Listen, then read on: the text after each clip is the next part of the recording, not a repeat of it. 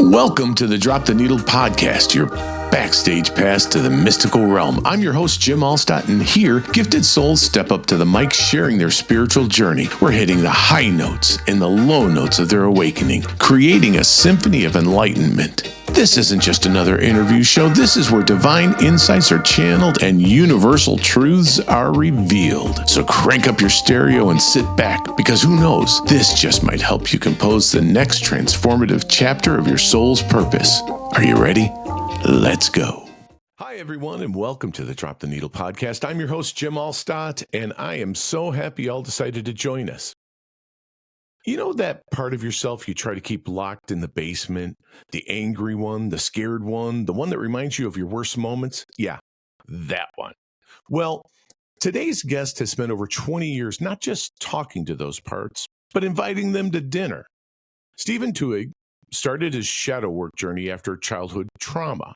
He studied under Tony Robbins for a decade and somehow figured out how to blend deep spiritual work with strategic business consulting. He's worked with everyone from Fortune 500 companies to people coming off of ayahuasca ceremonies. And he wrote a book called Turning Within, Reclaiming Your Soul from Shadow. But here's what grabbed me. Steven doesn't pretend he's all healed and enlightened. He straight up admits he's still got a traumatized 3-year-old trapped in his body who can show up anytime. He calls himself a soul friend and describes his work as chasing metanoia. And that means complete spiritual transformation, but with coffee in hand. So if you've ever wondered whether your biggest mess might actually be your greatest message, or if you're curious what happens when you stop running from your shadow and start dancing with it instead, stick around. This conversation's about to get real. Welcome, my brother. How are you doing? I'm doing great, man. How are you doing? I'm very well, and I'm so glad we are here together today because we've got so much to talk about. And one of the first things I would say is, if you're okay, I'd like you to maybe give just a brief description of yourself, what you do, and then I'm going to start digging into it a little bit deeper, especially metanoia concept. So fire away. Thank you, brother. So what I do, and I want to be very clear that people spend years working with me trying to understand some of it, and most of the stuff that I do at a basic level can take at least a weekend just to kind of embed. So I'm going to attempt to jump across all that and give a structure. Everybody that's listening in your mind right now, in your mind, just say the word hello, and there they are, and they don't ever shut up. And you're floating down the river of the story called you in the boat called Now.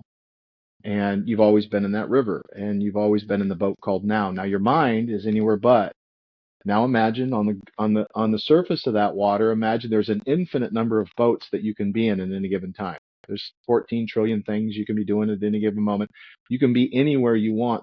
The boat that is you is more than just the boat. There's all these different thoughts that are always, and you're on the surface of this water, and it's just cluttered with all these thoughts, just thoughts everywhere. There's all these different boats, little constructs of meaning. They're all interacting with each other. And we think that we're just the surface. That's just not true. Then you have the subconscious. Well, what does hello mean? Hello. You didn't have to learn that sound. Everybody say hello. You knew intrinsically, you knew what hello meant. You didn't have to reassociate to the sound. That thought is the subconscious. It's the structure of meaning that you know that presents to you like a simulation, the presentation that you're experiencing, and then you have all the water. Most people call that unconscious. I like to call that the deep conscious, because everything down there is moving in a very specific way. It's alive. It's anything but asleep.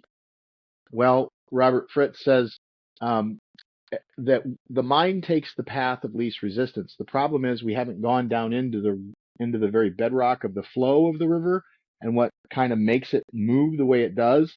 And we all have these stories that we've told ourselves that the part of me that's in the boat doesn't want to hear. I don't want to hear that I'm not good enough. I don't want to hear that you're not going to love me. I don't want to hear that. And so what I do is I project that out into the everyday world and try to avoid that thing that I don't want to happen, that some part of me underneath the water is projecting onto the top of the water. Most people spend their lives chasing something outside of themselves to solve a signal that's happening underneath the water.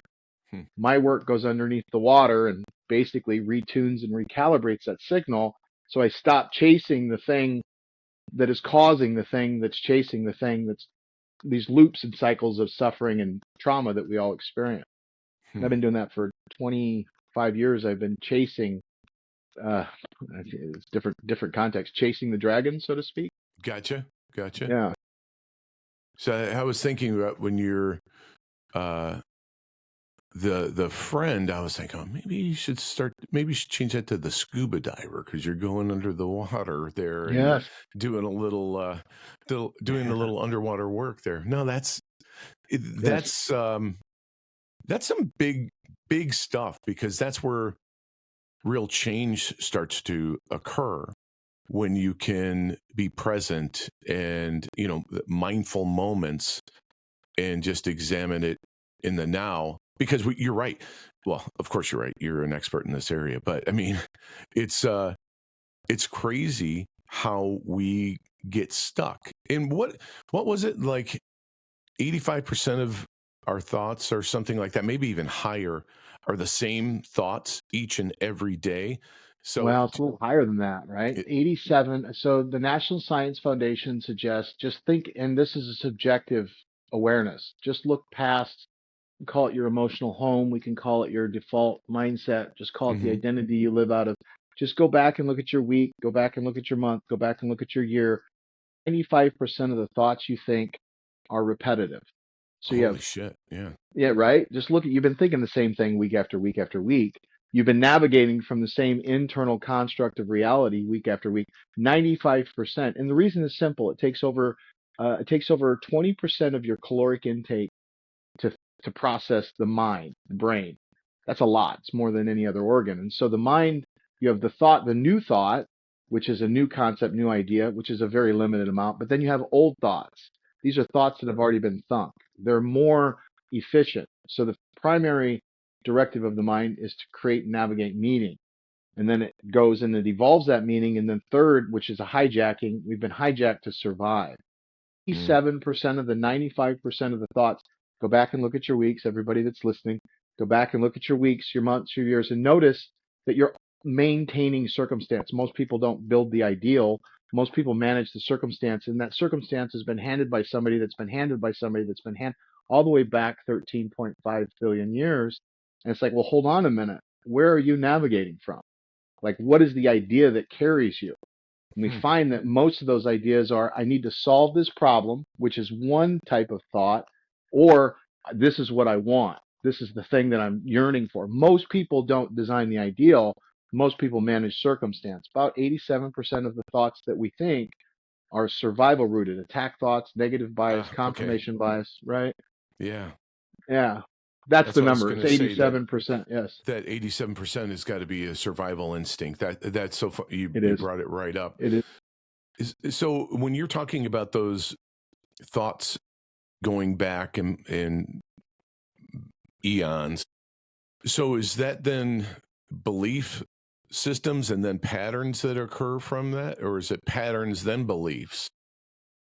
Or does it really matter? Which came from, yeah. Well, what is a belief? Egg, so right? we start to get underneath the water. We start to talk about archetypes. We start to talk about symbols. We start to talk about, because the mind craves patterns.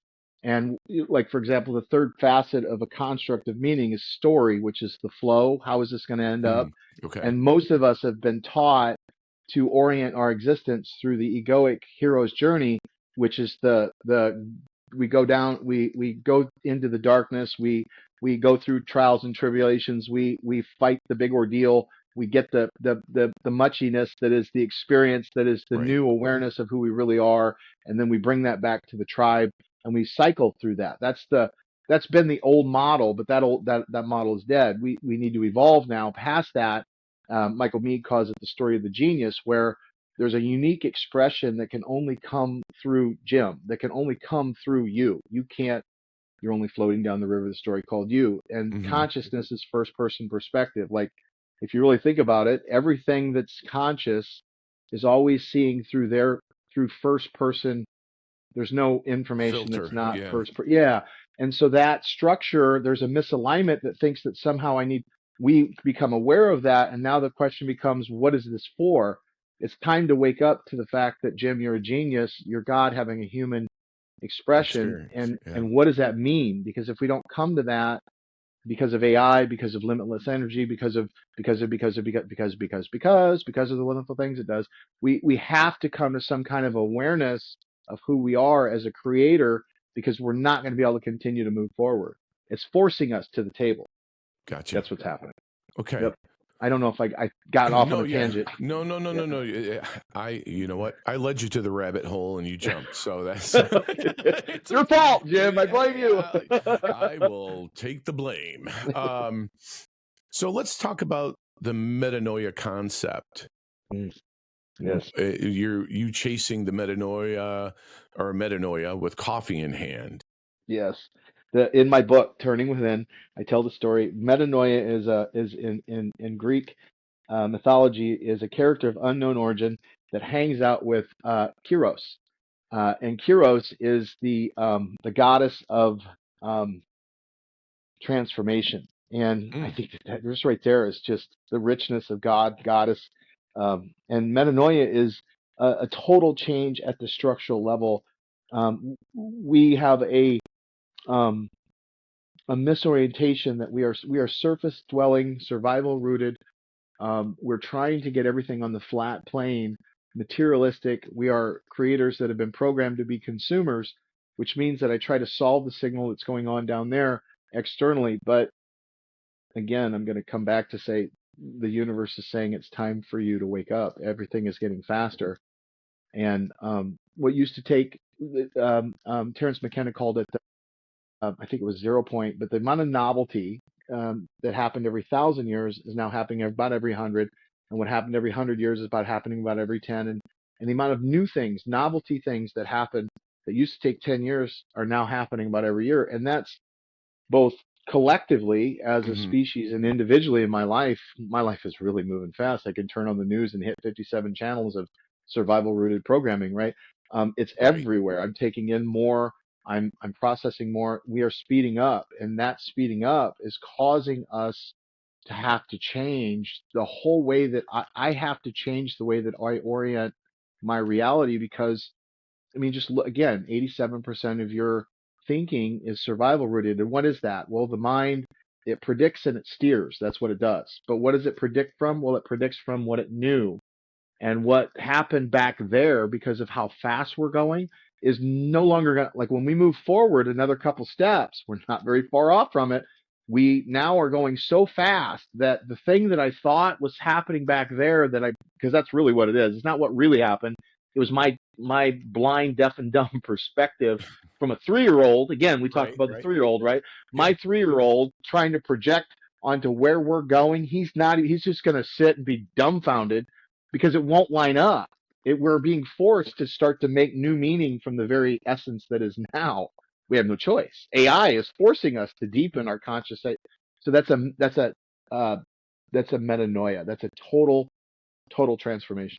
So what's interesting with some of the things that you're talking about, the universe speeding up and things of that nature, there are a lot of people that are of the belief that our universe, we're leveling up, and it is a time where, we'll just call it from a spiritual perspective, spiritual awakenings will start happening to a lot of people.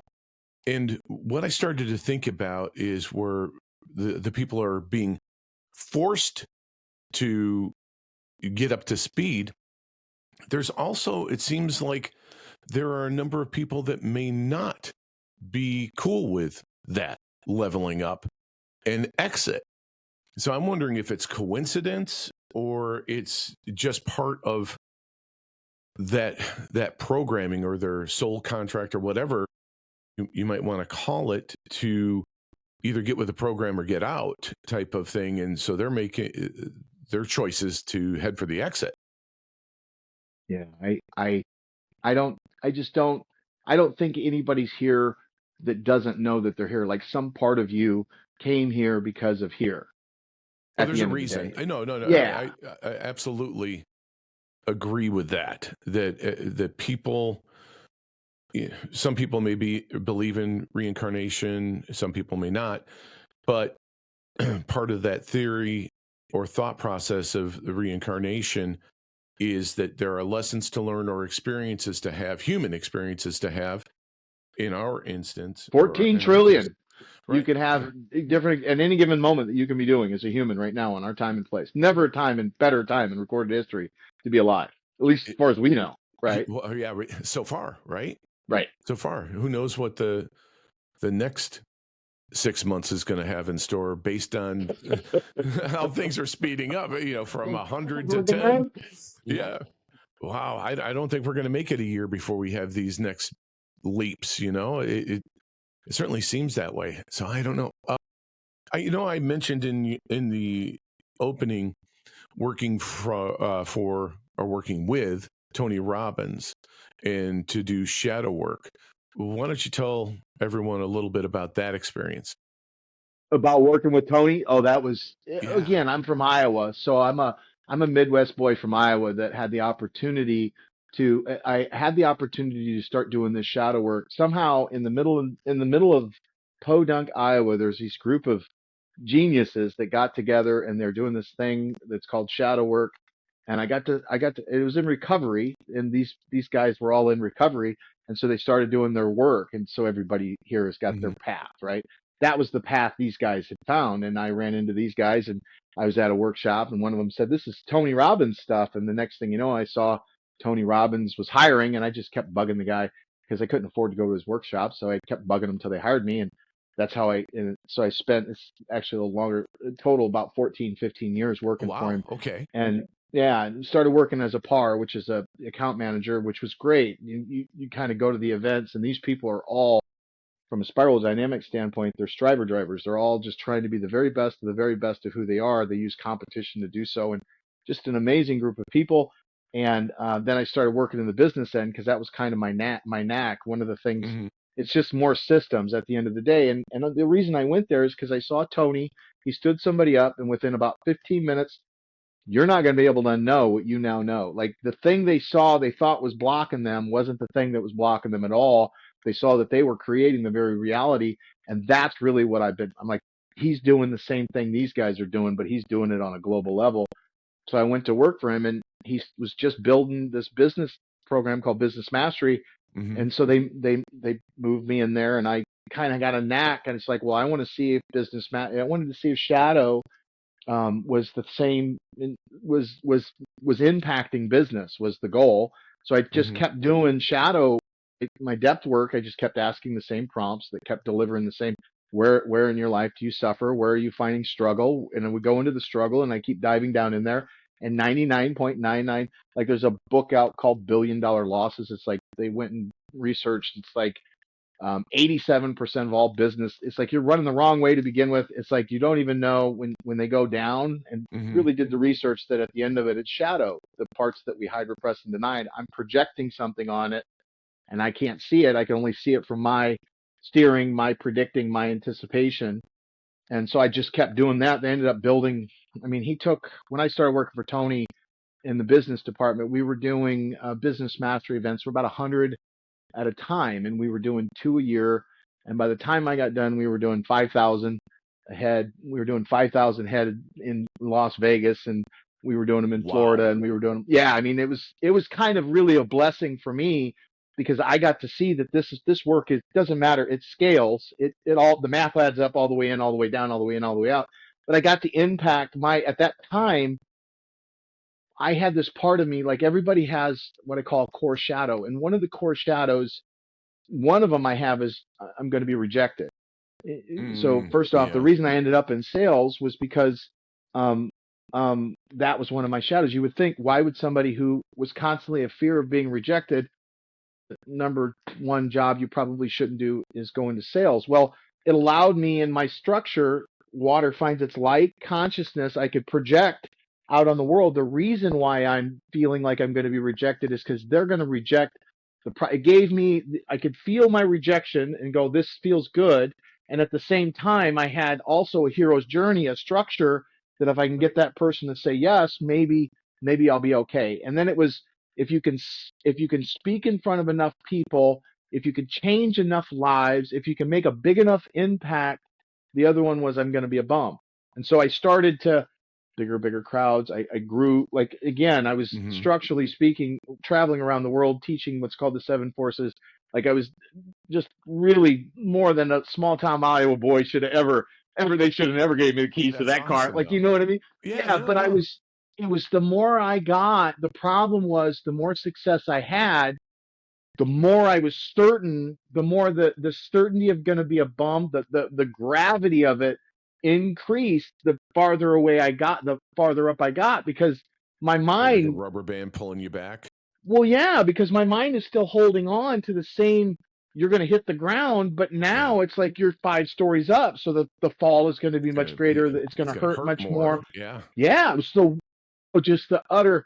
And so then I had to do something. And we were living in Florida, and I went and Googled ayahuasca. Here we go.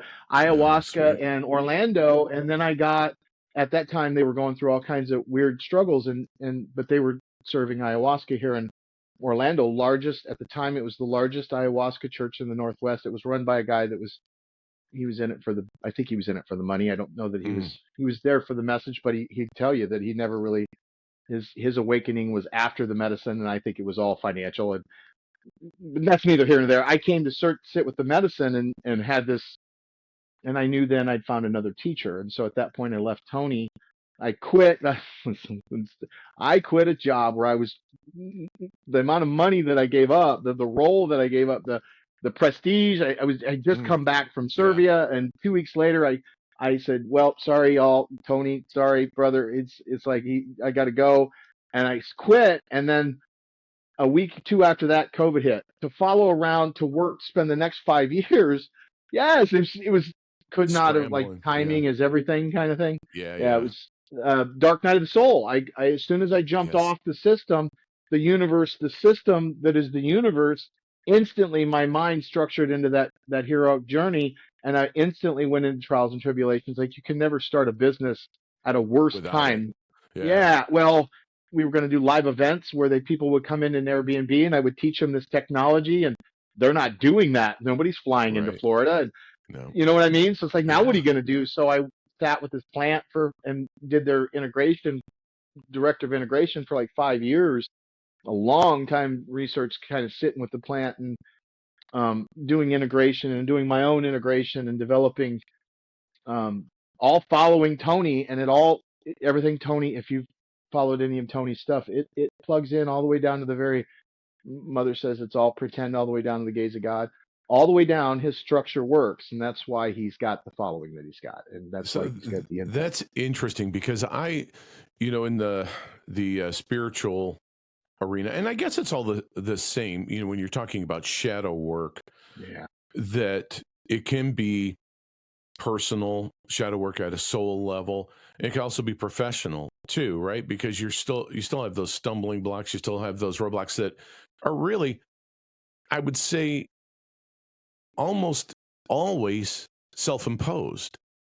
always. Well, the reason why you are where you are is, I've yet to run into but anybody. My belief is that you're God having a Jim experience, and that's not woo woo. Very practical. You are the primary creative force Of in my your reality. reality. Correct. And when somebody says, I'm here because of that, well, now what you've done is you've handed off your power to the very thing that you're standing in front of. You're coming from what I call without focus thinking. Mm-hmm. This is the reason I feel this way. It's like, stop. You're emanating from within. Stop and notice that you're standing. Are you standing at the same door that you stood at before? Like, again, you could be doing 14 trillion different things, but you're doing this specific thing. And what are the odds that I'm standing in front of here having this?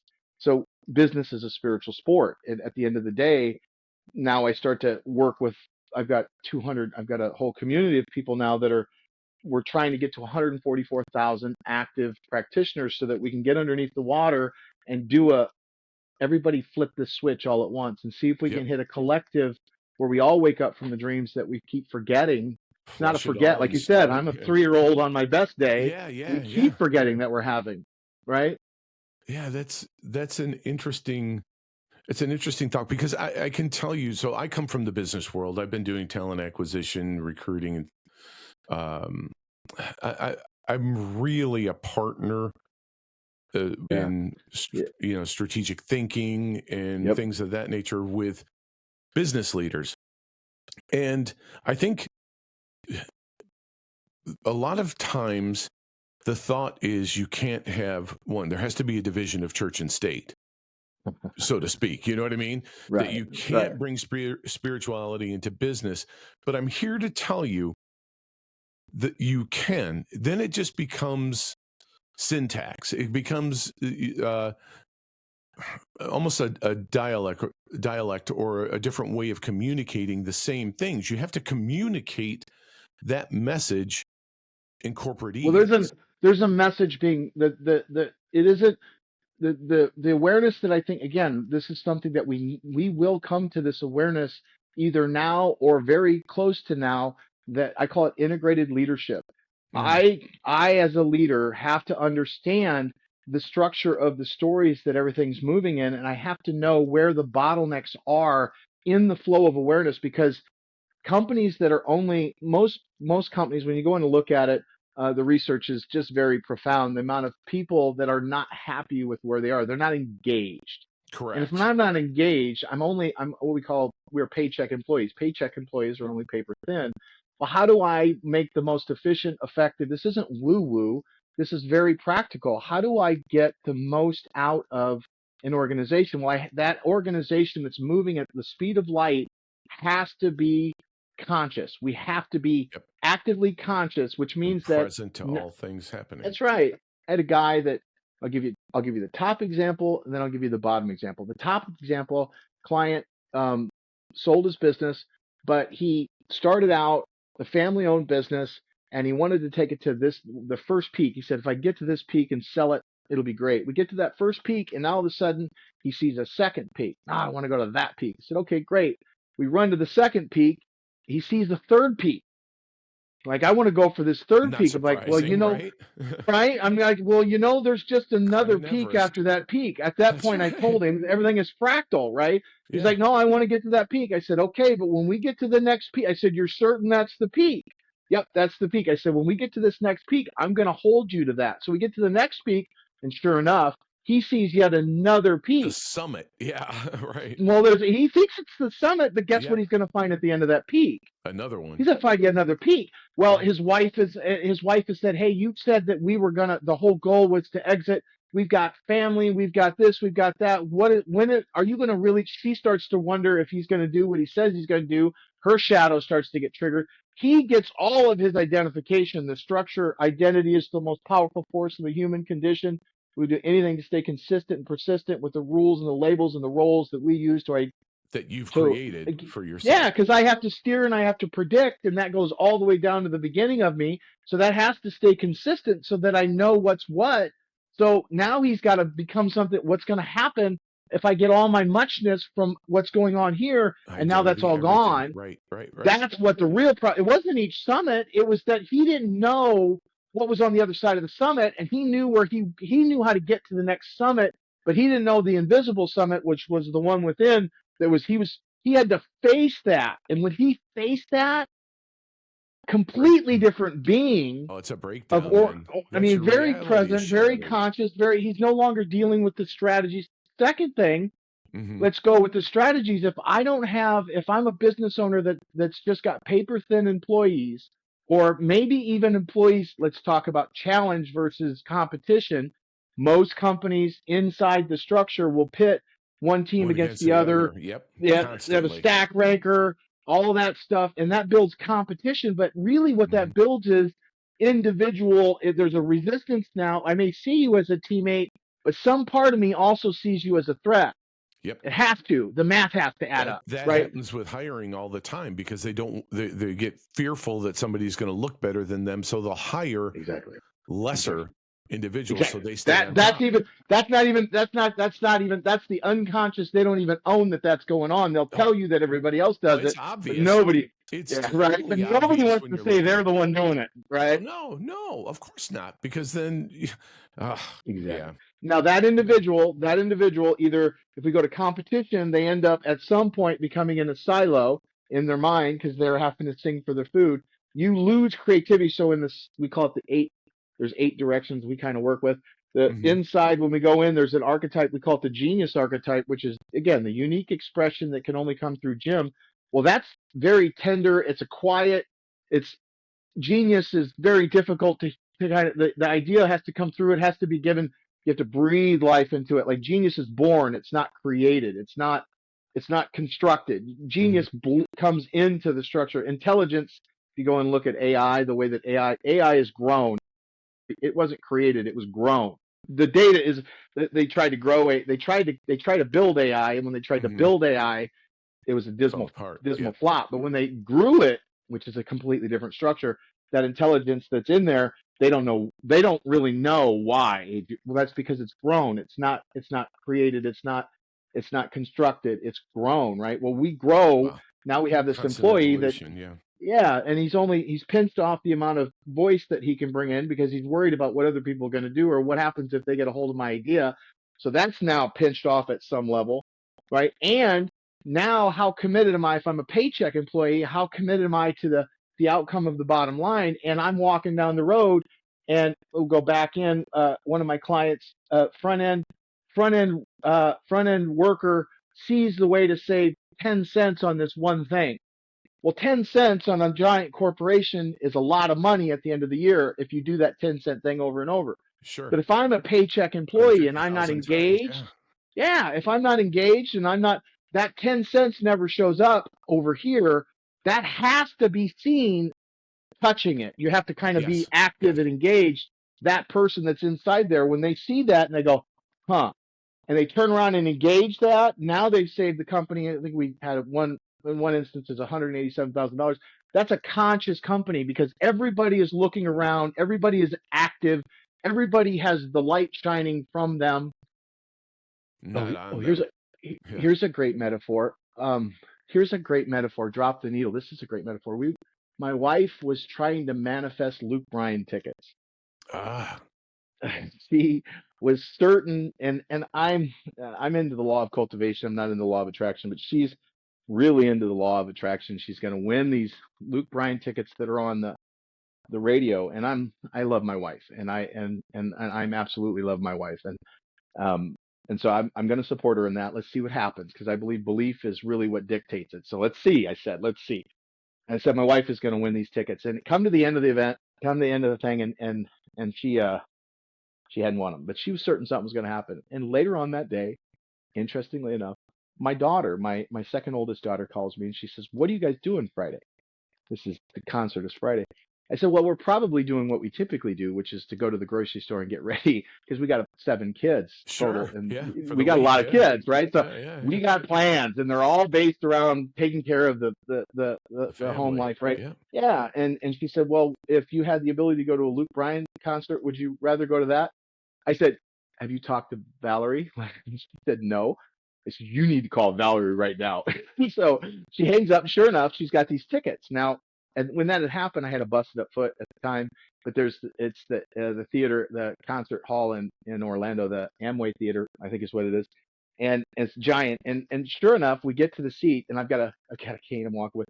There's this. We are literally, Jim. I'm telling you, like if you're on stage, imagine you're on stage and you're hmm looking out over the crowd. Okay, it's the highest, the very top, the tippy top seat, and it's literally the farthest, like straight across from.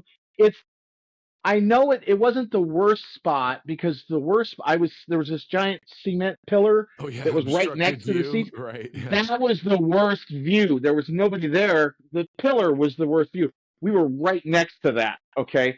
So I kept telling my wife, "You need to manifest better." Like I was giving her because it was you could look over and you could see these people. Like it felt. It's a good thing I didn't drink because man, if you drank too much, it felt like you could just Flipping fall right right over over. there. Yeah. Terrified. So we're playing. It's the end of the night, and it's the end of the night, and the lights go down, and Luke pulls out this piano and he starts to sing that song, "Drink a Beer." Yep, And I know that you've song heard very the well. song.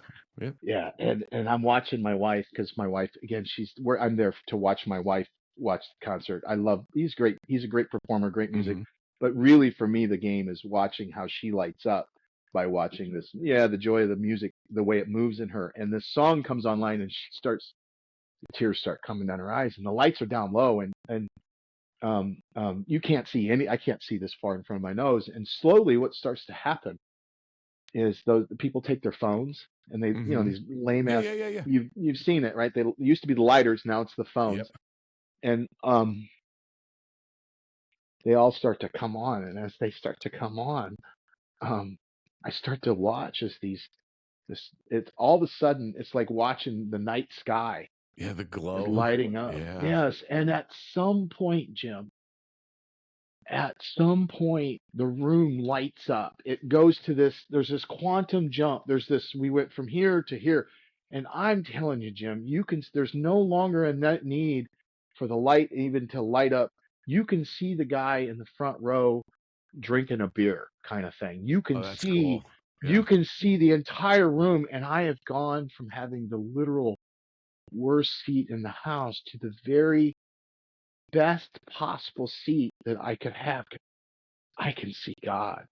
And I saw that something entered into that room, and we no longer needed that one light to see what was going on. We could see the entire space because everybody lit their own light.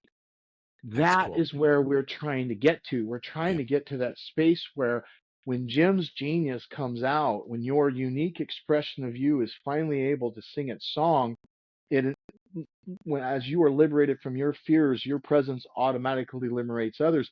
It invites me to sing my song, and through your song and my song, there's this third thing, this third song, there's this third level of genius that presents itself, that is undeniable. And we've been seeing this on the carpet, and we've been seeing it on Zoom calls, the book, the information that I'm getting back from how the book is impacting people. It's time to wake up from the dreams that we keep forgetting were happening. I believe that shift from darkness to light, it's 144,000 active practitioners all holding on to this one spot and going, what if I was God having a human experience? And it was my struggle that was trying to wake me up. And to not say I get it, but to stop and wrestle with that, like longer than just Mm-hmm. a beat, because it's more than a bumper sticker. I believe your struggle is, I used to say suffering is sacred, but I had a practitioner just earlier in the week goes, suffering, the word suffering, she got hooked on that. Struggle was the word that, it's like your struggle is sacred. If I can stop and see when I'm in the struggle and take a breath, recognize that I'm in it. I call it the rain process. Mm-hmm. It's like, go look at your day. It's the story that carries you, the struggle. It could be, I'm not going to be a good dad. It could be, I'm not going to be able to afford this. It could be, I don't like this. I don't like that. Like, what is the idea? Recognize where it's struggle, where it's suffering, where it's the same story. Notice you're in it.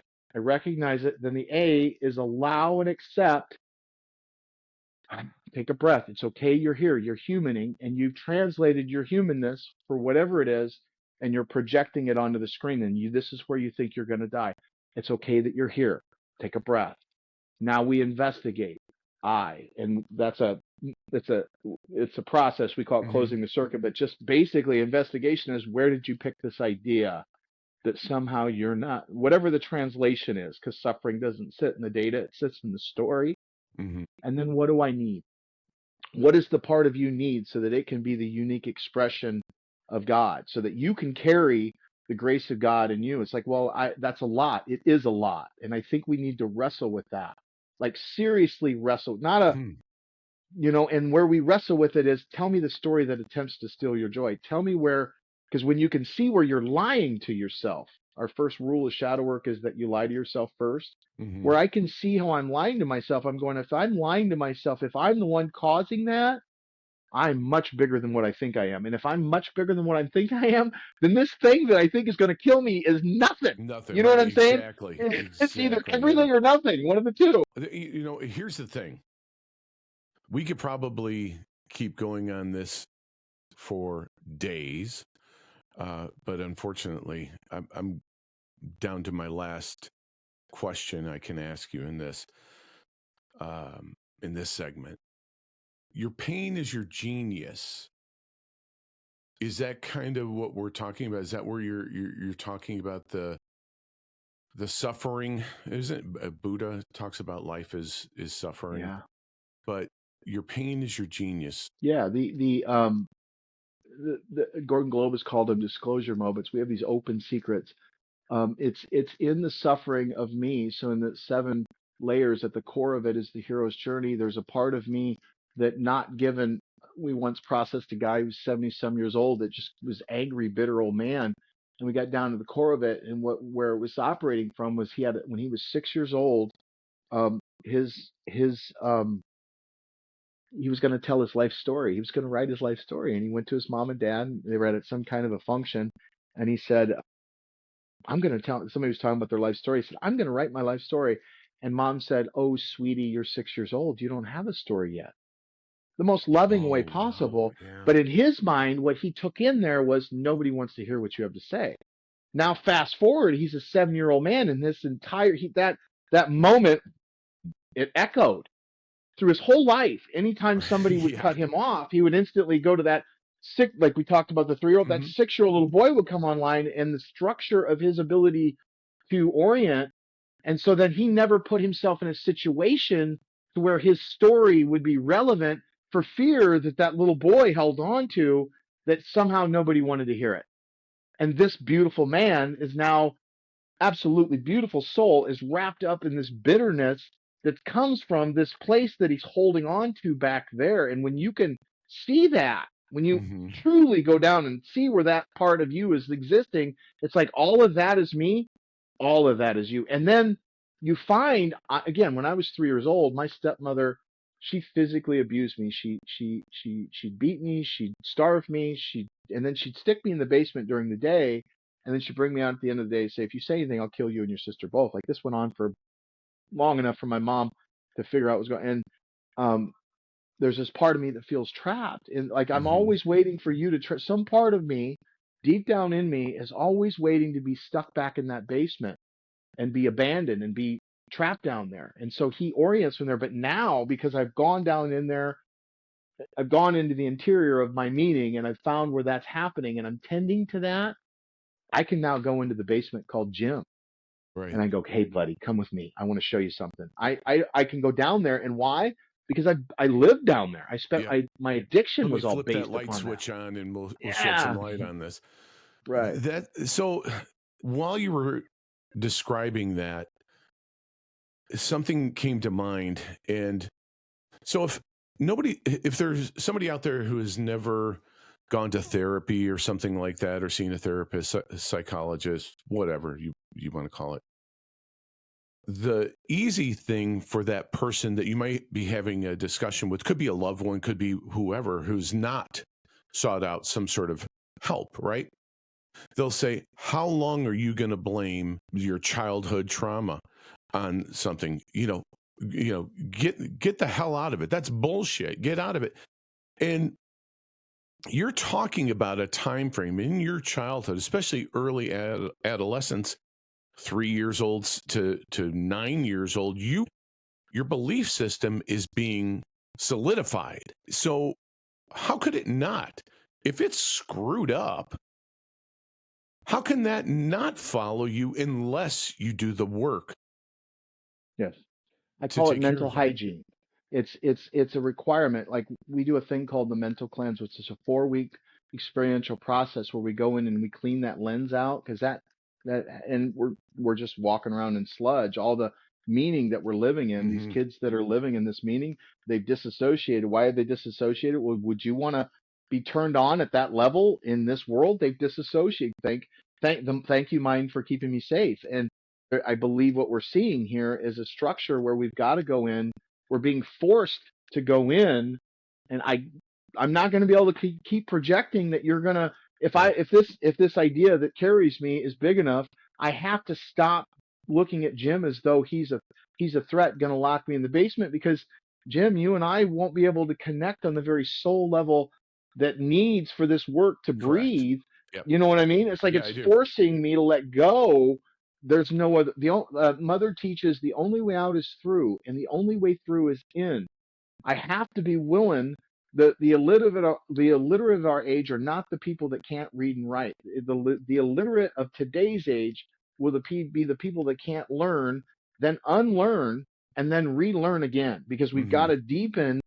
We have to come at it from a soul perspective. I won some money at home in Iowa, and because the check was written in such a way, it was just a bit off.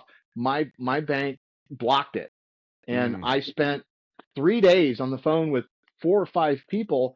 They would put me on hold. They would come back and they would be all angry. I'm like, look, people, this is the Hard Rock. They're printing these things. You know what I mean? Right, Like, right, I don't right. understand what the problem is here. And like, we can't get a hold of anybody. I finally got to it was a fraud specialist supervisor. It wasn't the fraud specialist. It was a fraud specialist supervisor. Her name was Penny. Penny, if you're out there listening, I love you to death. And she said, hold on a minute. She came back. She said, I just get a busy signal. I said, I'll tell you. I can dial the number right now from my. She said, hang on. She came back again. She said, I figured it out. Give me a minute. And then she came back in. She said, here was the problem. She said, everybody that you talked to before, what they were doing is they were following protocol. Go up on the internet, find a reputable way to validate that this check was real. Call them, verify that it's real, release the funds. They would call and they would get a busy signal. And the reason why was because the bank would not let them call into a casino from an inside line. Oh They my didn't know gosh. that. They didn't know Aha. that. And so they were calling and they were hitting that wall. And Penny said they need to think 3 layers. They're only trained to think 2 layers deep. We need them to go a third layer. And I'm here to tell you, Jim, every single person before Penny is replaceable now by AI. We've got that guy. We're being Mm. forced now to wake up and be present, because if we're not, there's already somebody the average mind synapses is 100. It's 100 synapses a minute. The through AI and computers, we're talking 10,000 synapses a minute. We're talking 1,000 times faster a system can think over us.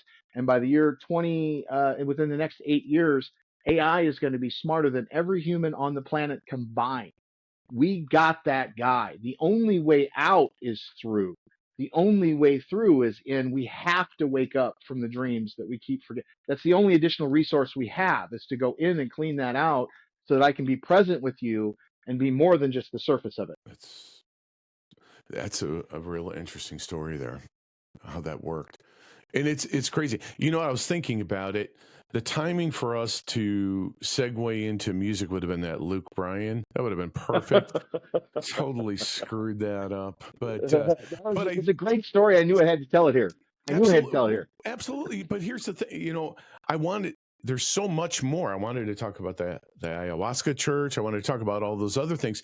So maybe what we'll do is we'll have you come on again, because I've really enjoyed this. If you're up for it, um, maybe you know, a little while from now we'll do that. But right now, if you're okay with it, we'll get into the musical questions. You cool with Makes that? that you gave me those questions. I have to tell you, Jim, you sent me on a 2.5 hour going back in time. I had to go back and look, where was I in this time period, and what was, oh, I remember that I song. love And that. then I was sitting in the space and the bubble, the beautiful, because that's the muchness of life right there. It flows that, like, the emotion. Your life is the sum quality of the emotions that you experience. And we leverage music to activate those emotions. So you had me on going on a full-fledged, I love that. almost like a witch hunt. It was beautiful.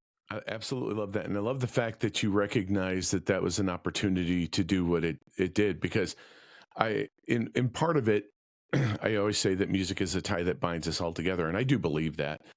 And the other thing, that the real reason I have those questions is the soundtrack that follows your life, because Yes. everybody's got it, right? So where do you start?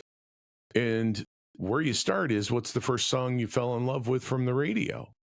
Yeah. For So me, I had to go look at that, because the first song I'm reminded of going to driving with my dad to Gothenburg in his Galaxy, Ford Galaxy, sweet. and Yes, and then we were in the middle. We were on I-80, that road that they sing. Bob Seger sings the song "Turn the Page." Yeah. Okay, that area, that absolute area, when he wrote that song, that on a long and lonesome highway east from Omaha, that's where I was literally, and the song was "Take It Easy" by the Eagles.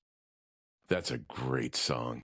Oh yeah, and at That's a that time, great be song. standing like the memory, like, oh wow, this is the area that Bob sings about, and it was take it easy, and it gives me that feeling of being on the road and just moving and allowing the flow to just be what it is. You know what I mean? Yeah, I do. I do. I'm a big fan of that, the Eagles version, and I'm also a big fan of Travis Tritt's version. I Ah. think that's a good one. He Oh, did oh it. yes, it's a good version. Yes, yes, yes, Yeah, I yes. enjoy that. So with that, when you're talking about road trips, did you guys have a song that you would belt out when you're? You asked that question. Which Yeah. song did we belt out? We didn't have anything. We didn't have, our family wasn't like that. We didn't. My family didn't. When they sung songs, it was a different kind of environment. Like, so we didn't have any songs. We built it out when we were driving down the road. We were usually doing the alphabet game. Well, you know what? It could even be if I know we're going to fast forward, but if you and some buddies were taking a road trip to go on spring break or go someplace like that, it doesn't really Yeah. matter. Well, yeah. So then we fast forward a bit. That would be Poison, Belle Biv DeVoe, right? So that Oh, that would be poison. going to Striper concerts, or going to, that would be the song that was playing in the background for that. Yep. That's awesome. Yeah. So what about let's think about this. Senior year in high school. You're rolling with your boys, windows down. I don't know if you're smoking Same cigarettes or song. not back then. What was your song? Yeah, well, back then it would have been that. It would have been that Belle Biv DeVoe. We used to, back then I was break dancing, and so it was Sir Mix-a-Lot and Okay, did you bring oh, cardboard with you in the yeah, trunk? hey, that's not funny, man. Me and my buddy used to go up and sit on the, again, you're talking a Midwest boy from Iowa, right? So Yeah. I didn't actually know where I wasn't on the mean streets of Sioux City, South Sioux City, Nebraska, right? But we would take a cardboard up on the main avenue, and we would, sure enough, we would, an Egyptian Lover, and just music that was, it would make us move. And yes, we would sit on cardboard. We used to go to sock hops, and I have Moonwalk and stuff like that. Oh, And I was on, Moonwalk. I was on. worm. I have Right? awards for, it was a thing. Like, I was a dancer. I Get enjoyed. out of here. Oh, brother, That's when the awesome. music.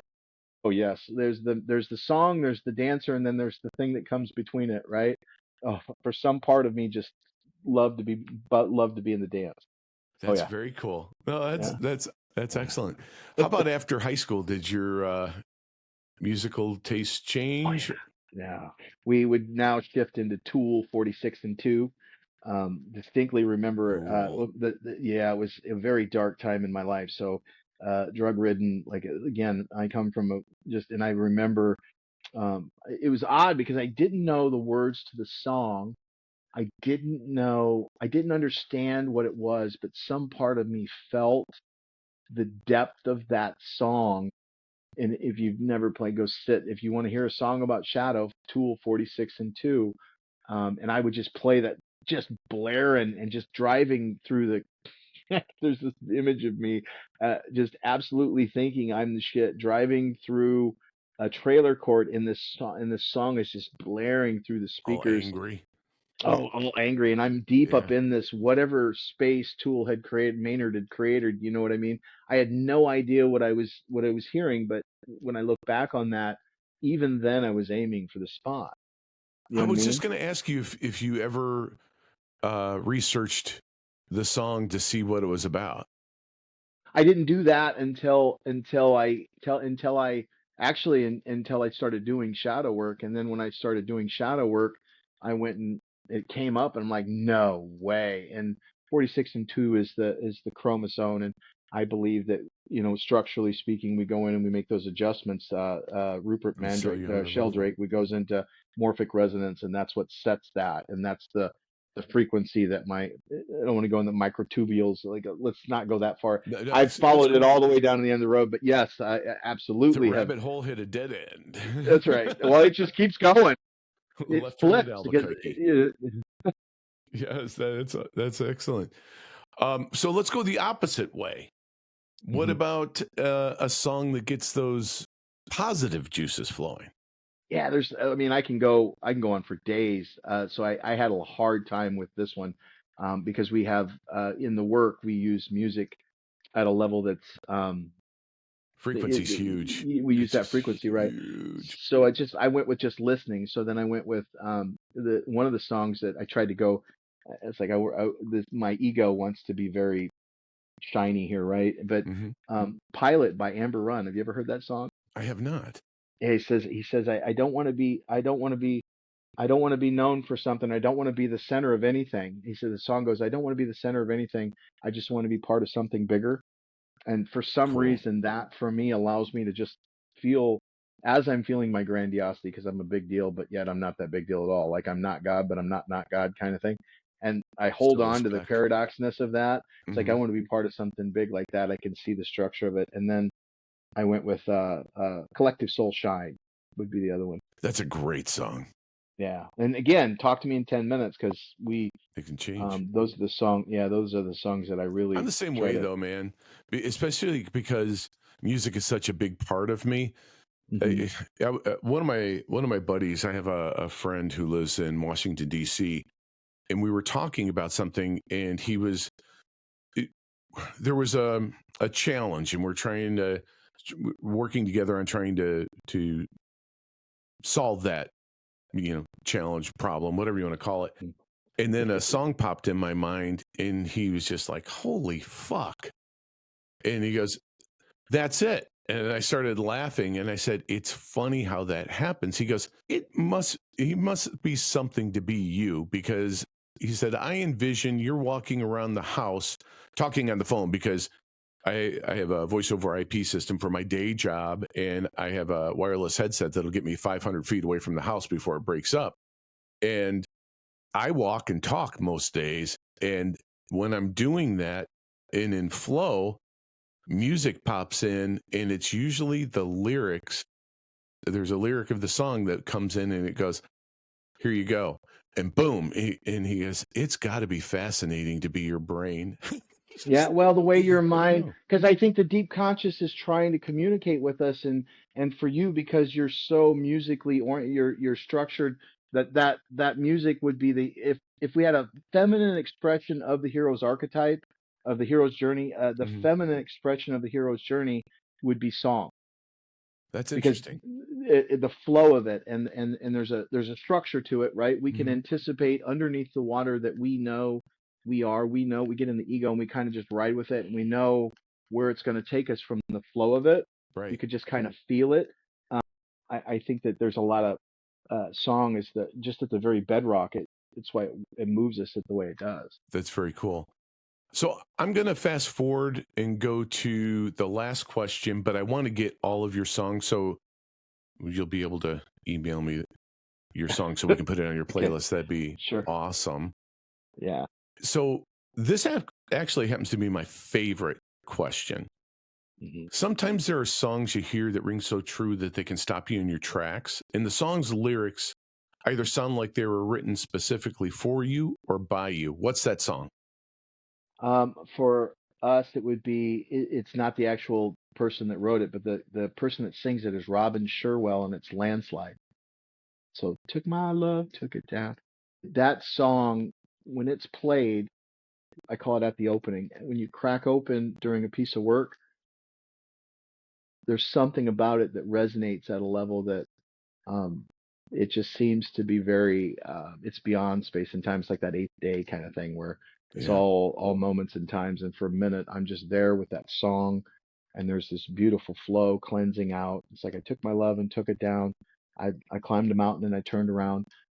Going down in that space and feeling that, it's very, there's something about it that's humbling and, cleansing in the same way. And I can't hear that enough. I can't watch those lights come on. I can't watch that healing, the healing space that comes on in the song when that's you play excellent. that. Again, songs like that, but that song in particular is the one that Sure. really reminds me of that light coming on. Well, it's all about I you, can't man. see that enough. It's what it means to you That's exactly. the important For me, thing. from this perspective, watching those lights come on is, it's the gym, man. It's the gym. Watching you wake up from the dream that you keep forgetting you're having somehow reminds me it's okay. It's okay that I fall asleep, but it's also okay to wake up. So I love it. Well, it's just about time to cue the music for today's episode, but don't forget to like, comment, and subscribe to the Drop the Needle podcast to stay up to date on our latest episodes. I'd also like to take a moment to thank everyone again for tuning in today, and I hope you enjoyed this episode of the Drop the Needle podcast. I'd also like to thank our special guest, Steve Twohig. Thank you, Steve, for being on today. How can people get in touch with you to be a part of your collective? yeah, so you can, a couple ways. If you have a phone, you can just download the app. If you go to shadowwork.app, the app is there. There's a couple programs on there.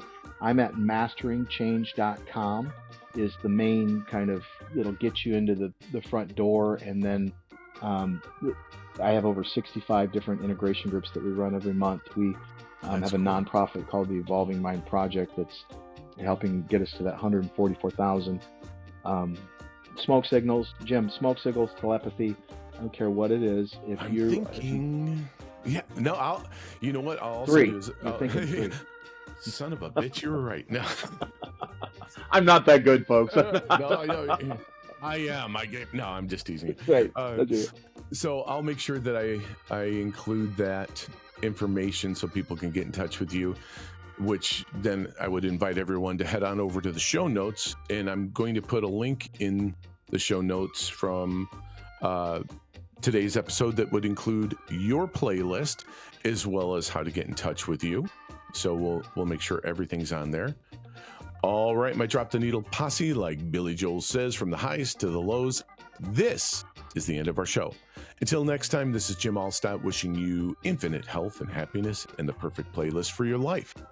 Thank you again for being the best part of us. Catch you next time.